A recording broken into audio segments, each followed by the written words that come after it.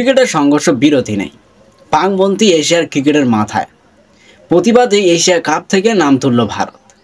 জয় সাহের পর Asian cricket কাউন্সিলের প্রধান হয়েছেন পাক বোর্ডের প্রধান মহসিন নকভি। তিনি পাকিস্তানের মন্ত্রীও, সে কারণে এশিয়া কাপ থেকেই নাম তুলে নিচ্ছে ভারত।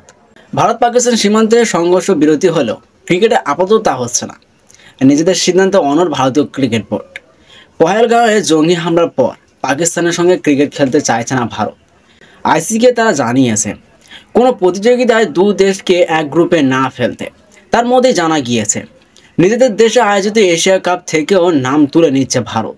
জয় সাহের পর এশিয়ান ক্রিকেট কাউন্সিলের চেয়ারম্যান হয়েছেন পাক বোর্ডের প্রধান মহসিন নকভি। তিনি পাকিস্তানের মন্ত্রীও, সেই কারণেই এই সিদ্ধান্ত ভারত নিয়েছে বলে জানা গিয়েছে। শুধু সরকারিভাবেই ঘোষণা হওয়ার অপেক্ষা মাত্র। ইন্ডিয়ান এক্সপ্রেসের একটি রিপোর্টে জানানো হয়েছে ইতিমধ্যে এশিয়ান ক্রিকেট কাউন্সিলকে নিজেদের সিদ্ধান্তের কথা জানিয়ে দিয়েছে ভারতীয় বোর্ড। শুধু পুরুষদের এশিয়া কাপ নয়, মহিলাদের এমার্জেন্সি এশিয়া কাপ থেকেও নাম তুলে নিচ্ছে ভারত।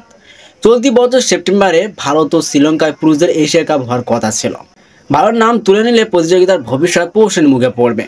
ভারতীয় ক্রিকেট বোর্ডের এক আধিকারিক জানিয়েছেন পাকিস্তান ক্রিকেটকে এক ঘরে করার জন্য এই সিদ্ধান্ত নিয়েছে বিসিসিআই। তিনি বলেছেন পাকিস্তানের এক মন্ত্রীর নেতৃত্বাধীন ক্রিকেট কাউন্সিলে আয়োজিত কোনো প্রতিযোগিতায় ভারত খেলবে না।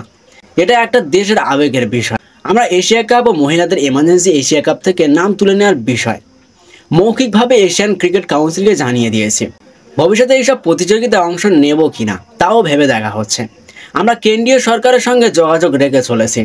বোর্ড সূত্রের খবর, তারা ভালোভাবেই জানে যে ভারতকে বাদ দিয়ে এশিয়া কাপ হওয়া প্রায় অসম্ভব, কারণ এই প্রতিযোগিতার বেশিরভাগ স্পন্সর ভারতের। পাশাপাশি যদি ভারত পাকিস্তান ম্যাচই না হয় তাহলে সম্প্রচারকারী চ্যানেলও আগ্রহ দেখাবে না।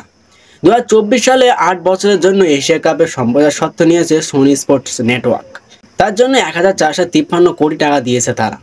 ভারত না খেললে চুক্তি পুনর্বিবেচনা করার দাবি জানাতে পারে তারা। গত বছর এশিয়া কাপের আয়োজনেও সমস্যা হয়েছিল। গত বছর এই প্রতিযোগিতার আয়োজক দেশ ছিল পাকিস্তান।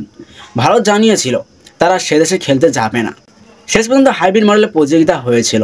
ভারত সব ম্যাচ খেলেছিল শ্রীলঙ্কায়, সেখানে পাকিস্তানকেও খেলতে যেতে হয়েছিল। ফাইনাল জিতেছিল ভারত।